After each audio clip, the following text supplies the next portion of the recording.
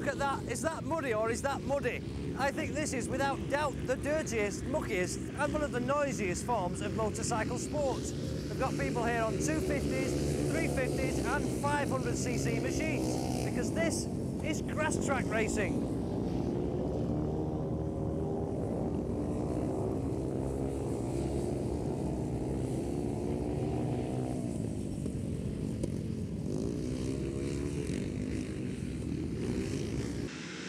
Away we go then with race number 6, third leg of the 500, and it's Darren Hughes, very good start from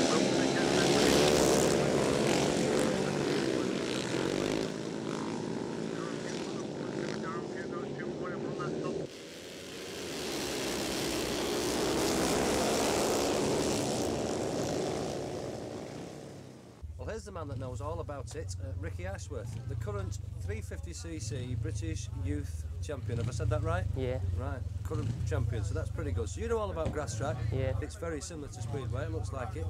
What are the main differences then? Well, one of the main differences is that it's run on a grass field instead of a shale type Speedway circuit. Right. And the bikes are also different, they're slightly longer, they've got rear suspension on, because the surface is a lot more rough than a Speedway circuit. Right. And you also need like various things, you know, for the bike to pass the scrutiny, like a front brake and, you know, things. I notice you've got a brake on these, yeah. You don't actually use it when you don't appear to be using the brakes very much. No, you don't really use them when you're riding. It's dangerous really to use your brake. I know it sounds weird, but if you use your brake, you'd be off. Right. But there's a lot more riders in each heat out there. The Speedway meetings usually 4 riders over 4 laps. Yeah. There's what, 10, 12 of you out Yeah, there? there's like 10 or 12 riders in each heat. It makes it a lot more exciting. It does make it a lot more exciting, doesn't it? But is it run like a Speedway event? I mean, it's not a team event, this, is it? No, it's individual events. Right. Yeah. You know, if you win the race, you get 10 points. Second place, 9 points. Third place, 8 points, and so on.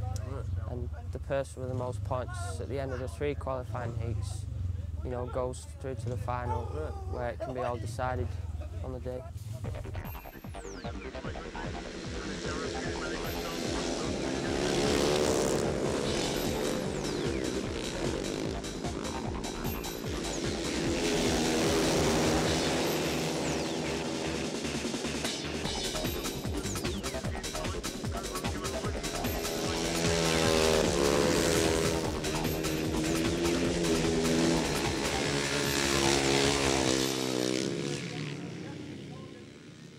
Well, we've met the junior 350 champion. There's the senior 350 champion, Tony Atkin. Tony, first of all, I've got to ask you, I've just watched you out there, how on earth do you ride in these conditions without goggles? Well, normally I would wear goggles, but the conditions are so poor today, it's not conditions we would normally ride in, that you find that the muck, when it actually hits your face, blinds you when you have goggles on. So I've just had a little piece of plastic on the front and just ducked my head down when I'm there. It's just the muck actually hits you full in the face and you become blind. It's like switching the lights off. So it's, you know, it's actually safer, I would say. Well, but also you're normally in front, or you have been in front, which helps, I know, for visibility and that. But I watched you there, you went out on your 350 and you won into the little paddock area, straight off that onto a 500, went out and won. So, I mean, you're in 2 classes here. So yeah, I ride 500cc and the 350, and I just find myself I prefer to ride 2 classes. It's a long day for a rider if you only ride 1 class, and the bikes are the same. It's just a different CC engine, you know. So it's very, very physical, this, isn't it? People don't. I mean, I've tried to ride Speedway once, and I couldn't walk for a week afterwards. And I only tried it once, but I mean, people don't realise how physical it is. Yeah, I must admit, at my age now, when I've done a grass track that night and the next day, you know, I mean, I feel it now. When you're 20, you don't feel it. And it does definitely take it out of you. It looks very simple to anybody who has never rode. That's the art of being good at it, isn't it? Well, that's right, yeah, it's making it look easy. But, and it is a sport where you've got to ride into fitness. And I find riding 2 classes is difficult at the start of the year, but you've just got to ride through it. And I mean, anybody who's rode a road bike, you would not believe how your arms ache after 2 laps. Tell me about it. I know all about it. I've tried it. What do you think then about, you've just said you've been doing it some years, I started in 1988, so right. It's 11 years I've been riding. And you've been 3 times now, British 350 champion, senior champion. It's going to end someday, but I mean, there's lots of young kids coming up now, like we've met. Ricky Ashworth is 17. He's not a million miles behind you yet at the moment, he's still behind you. What do you think of these youngsters then? Well, the great thing that the ACU did was let the youngsters come in at 15 instead of 16, and I know it's only a year, yeah. But the amount of riders who have come through are just unbelievable. I mean, there's Ryan Tully, Greg Williamson, Ricky Ashworth, there's loads. I would say there's 10 riders who've come in over the last year who really are right at the forefront of the racing straight away. And, you know, I mean, it doesn't matter. I mean, all the top riders are most probably older. They're all in the late 20s, early 30s. But it's nice to see young kids coming through.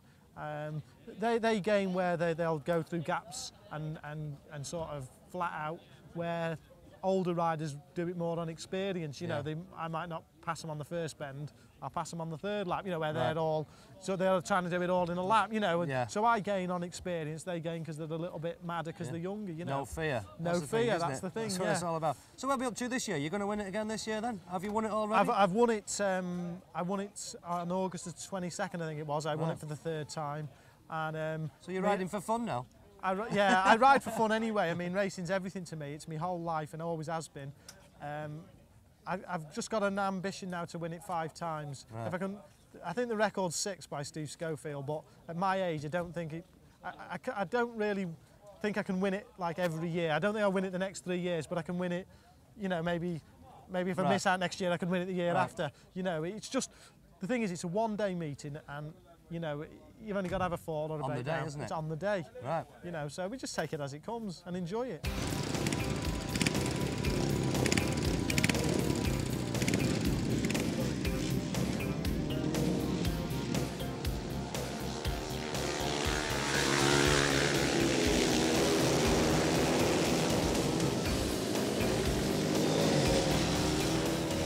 So I've got to ask you, how did you get into this? Let me have a guess. Junior motocross. That seems to be the way most people get into things. Yeah. Is that right? I had a PW50 when I was 3, and I used to ride. Yeah, I used to ride it up and down the road when I was 3. And then when I was 6, I got my first motocross bike, which was a KX60, and I raced that until I was like 9. A KX60 at 6-year-old? Yeah. They're a wild machine, then. Yeah, they're quite quick, for a small bike. Yeah, they do go as a small rider, So did you do that competitively then, motocross? Yeah, I raced for... With any success? Yeah, I'd won quite a few meetings, especially on the auto class.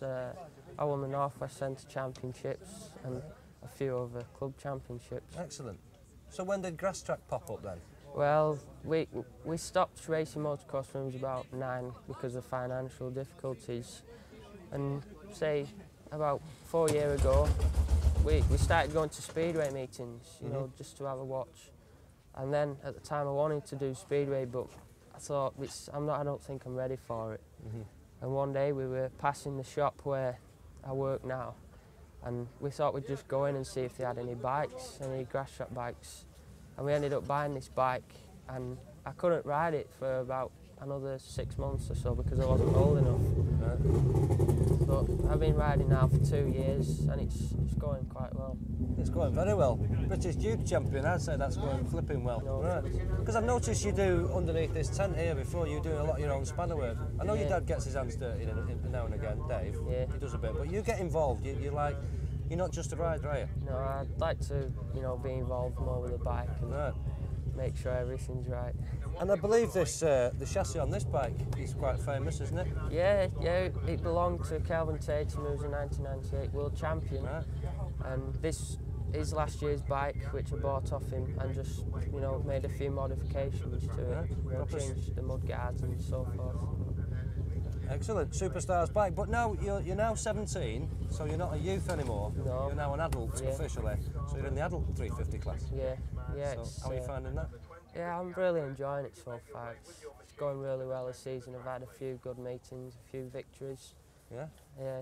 So where are you up to? What position are you running at the moment? In the Lancashire Championships, I'm actually winning, and 40 points from second place. you know, and it looks as though I could win that one.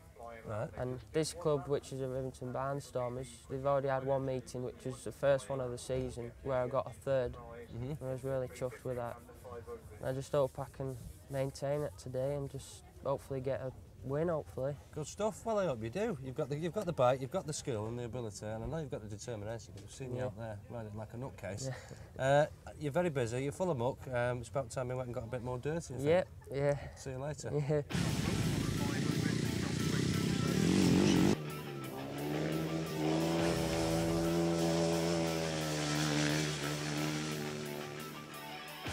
I keep seeing people walking around with shirts and jackets on that say Rivington Barnstormers. Well, I know Rivington Barn's a big biker horn, but what's Rivington Barnstormers? Here's a man who knows, Jeff Warwick. Rivington Barnstormers Motorcycle Club. There we go. What on earth is it? What do you do? Well, it's nothing to do with Rivington Barn. It's, we meet at a pub called the Spinners Arms in Chorley. So you don't even meet at Rivington Barn? We don't meet at Rivington Barn, but I personally go to Rivington Barn a lot. Right. The Spinners Arms is a pub between Rivington Barn and Chorley. We met there, we were looking for an interesting name. Rivington Barnstormers seemed an ideal name. Synonymous with bikes, isn't it, Rivington Barn? Yeah, exactly. Right, so what are you? Are you a bike club? Are you a grass track club or something? Yes, we are primarily a grass track club. Right. But as we said, we would represent anyone on motorcycle sport and point them in a direction. If they wanted motocross, we'd know where to go to get them motocross races. But we are mainly grass track. So a kind of focal point for motorcycle sport in general, really? Yeah. Right.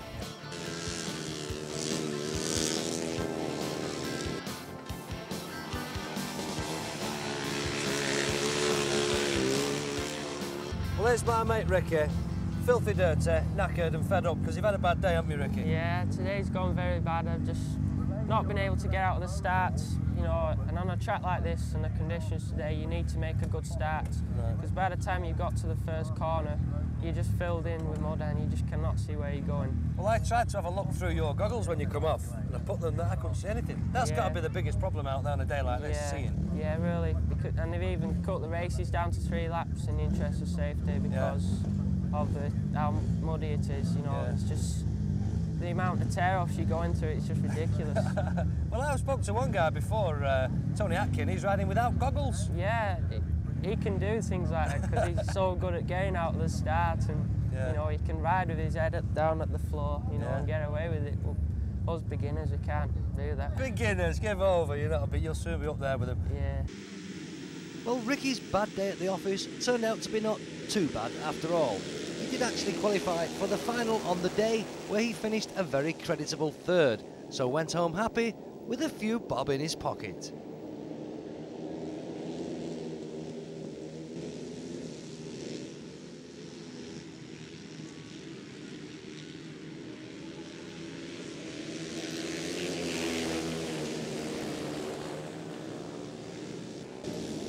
Well, they certainly start them young in this grass track like, don't they? Look at this lot. But seriously, I'm sure, convinced, I've never seen anything as dirty and mucky in my life, especially on a day like this. It's a great sport, but I've got a good idea for all you entrepreneurs out there who want to make a few bob. Buy yourself a mobile jet wash unit, wait for a rainy day and set it up outside a grass track meeting. You make a fortune. And coming up after the break, Jeff rides a very clean Bimotor SB8R.